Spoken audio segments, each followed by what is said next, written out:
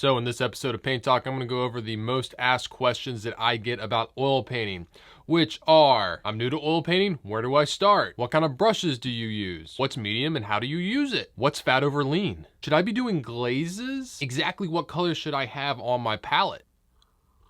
If you're new to the channel, then welcome to Paint Coach. My name is Chris Fornatero, and I'm here to help simplify oil painting so you can get better faster. Let's start off with question number one. I get this all the time. It's, hey Chris, I'm new to oil painting. Where should I start? Or I've been painting for a little bit. I know some things, I don't know others. Where should I start? Now I'm gonna be 100% honest with you and say where you should start is getting my Foundations of Oil Painting course. Now I'm not saying that just to sell more of my courses.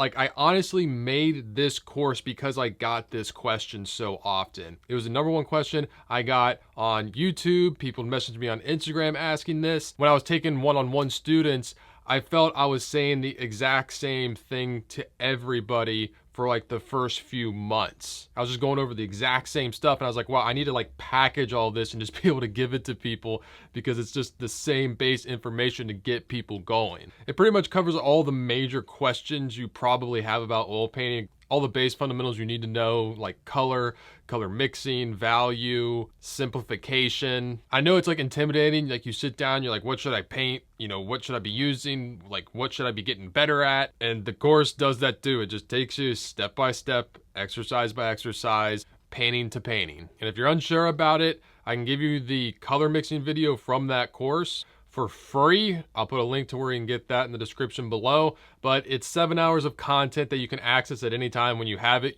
forever. You can, revisit it, go through painting a still life, a landscape, and a portrait with a whole bunch of exercises and demos leading up to each one of those. So you're prepared when it comes time to paint along with those. I've had a lot of people go through it. A lot of people love it. If you're one of those people and you're watching this video, leave a comment on what you like about it below. Now, the next question I get is, Chris, what brushes should I be using? What brushes do you recommend for someone starting out? A while ago, I actually did make a video completely on this. I actually pulled a brush set together from the company that I get my brushes for, but I don't think it played well into the YouTube algorithm because I feel like not a lot of people have seen it, and I always refer people to that video. But in the description of pretty much all of my videos, I have a link to where you can get the brushes I suggest, and those are from Rosemary & Co. They are a great brand. They're really great quality. No, they're not extremely expensive brushes. I've been using them for years, and I'll put links in the description of this video to exactly what brushes I suggest, so you can get those and have them shipped directly to your door. But what I'll say about the brushes is that, first off, you're going to need a lot fewer brushes than you probably think you need. I see a lot of people that they'll start out and they'll buy, like 12 different brushes, and you're not gonna need that many, and you shouldn't need that many. A lot of times I'll go out and paint and I'll do a whole painting with pretty much just 3 brushes. And that's a good thing. I think there's something to be said with being able to utilize one brush in many different ways.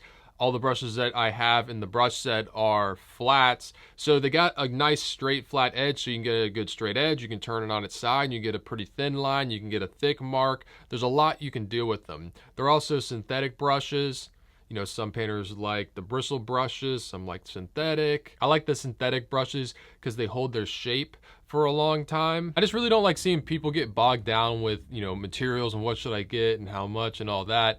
That's why I made it simple, made this brush set, you know exactly what to get. Now, I find that it's important to have a good oil painting brush to be able to handle the paint in the way that you want. I've made a lot of videos on how to apply paint, and people like, oh, whenever I try and paint, the paint on my brush mixes into the paint on the canvas and I can't get a clean stroke and they're all mixed together and it gets all muddy. And that can be happening for a number of reasons, but one of the main reasons that could be happening is that you aren't using a good enough brush. Oil painting brushes have, good, thick, sturdy, strong bristles that can hold a lot of paint because oil paint it's heavy. Like, you have to be able to pick up a good amount of paint and lay down a good amount of paint. Sometimes people have trouble, especially towards the end of the painting, laying down some thicker areas because their bristles are actually too short. I have some long flats in this set, and those long bristles, the way they hold paint and can bend, it makes it easy to get the paint off of the bristles and onto the canvas. All right, next question is,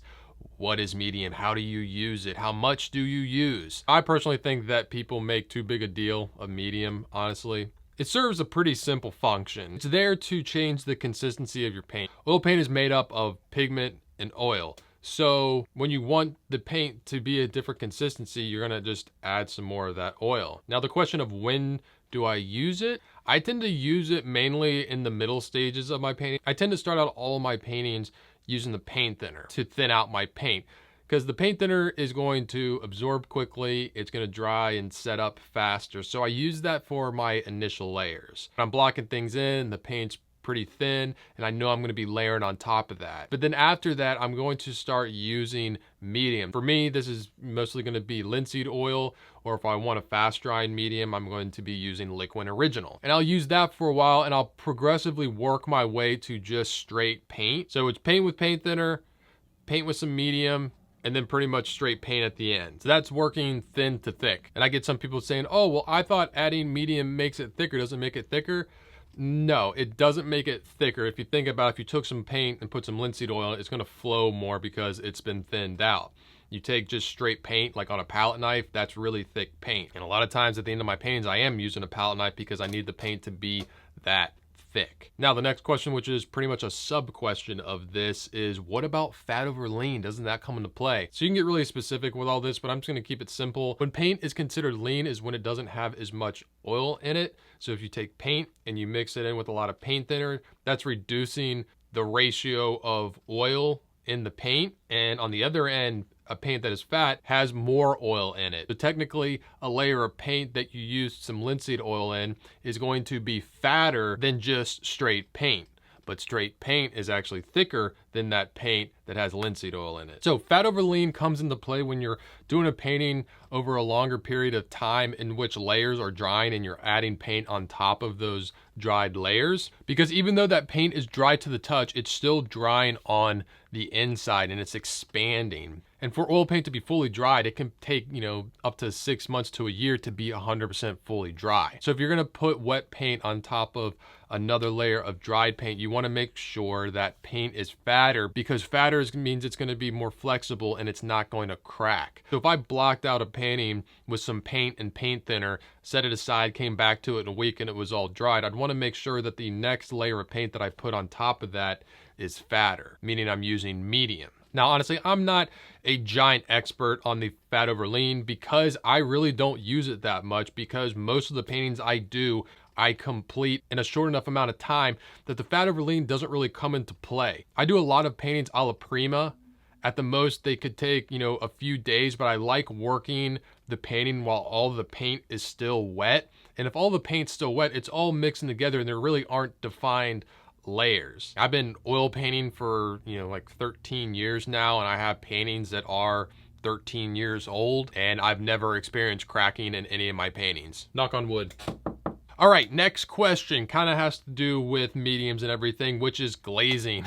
I get a lot of people saying, like, what about glazing? Do I need to be worried about glazing? And can you do glazing? Is it needed? All that stuff. Short answer, no. Now, a lot of people go, oh, I've seen this person, this master, he does glazes in this method, and you know what I'm talking about. All right, I'm specifically talking about people starting out with oil painting. That's somebody with 0 years of oil painting practice, pretty much up to, I'd say, at least 5 years of diligent practice. Like if you're in that window, I would not be worrying about glazing. There are so many way more important things that you need to be learning and mastering than glazes. All glazes are, you can take some medium and a little bit of color and slightly change certain areas. Like if you have a sky and you're like, oh, I want it to feel a little bit warmer. You can take some of your medium and maybe some Indian yellow and get it really thin and just glaze it and just put this nice warmish tint over the sky. You can do it for other areas. And it does work and it does make a difference, but it is really icing on the cake. It's sprinkles on the cake. If you're not like happy with how your paintings are turning out, I can almost guarantee it is not because you're not glazing them. Glazing is just shifting the colors or temperature of what's already there. If you got a painting where you didn't get the values right, the colors aren't good, the drawing's not there, you didn't simplify the big shapes, glazing ain't gonna fix it. Now don't be confused. I'm not saying glazing is bad or you should never glaze or you don't need to know it or you shouldn't learn it. If you want to learn it, learn it. Everybody's at different stages. Everybody learns differently.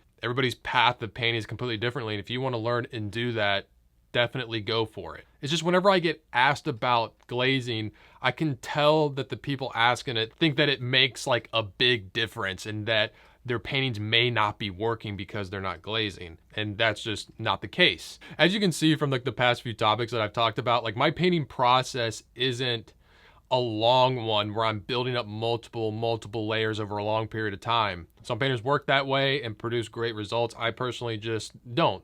So just want to be honest of like where I'm coming from in my process and how I paint. There's no right or wrong way to do it. I always say if you come across somebody who says that there is a right way and their way of painting is the right way, run away from that person. All right, next question is what color should I have on my palette? There's a lot of painters out there with content and they all have their own palettes like, oh, I like to use these colors. I always have this color on my palette, this or that. I'm like, oh, where do I start?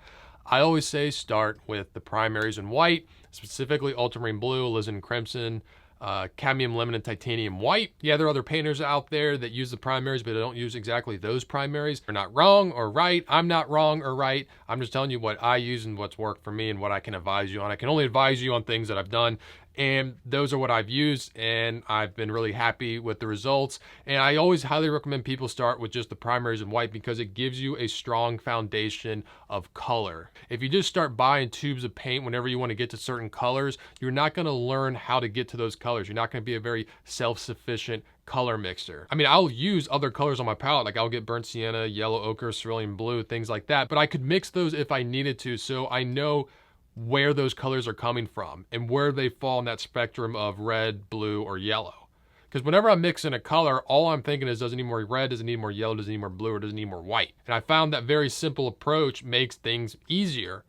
If I had 12 different colors on my palette and I'm trying to get to a color, I'm like, all right, what color do I need to add? And I have 12 options. That's a lot more confusing than if I have 4 options. And yes, there are certain colors that you can get that will add a certain look, this or that, but I feel like it's more important to keep it simple, limit your palette, and get a strong understanding of color. All right, so those are the questions I get asked the most. If you have some good answers to those, share those answers in the comment section. I'd like to see them. As always, hit that like button and subscribe to the channel. Also, hit that notification bell so you get notified when I release a video, because when I release a video, I spend like the first 30 minutes or so trying to answer people's questions in the comments.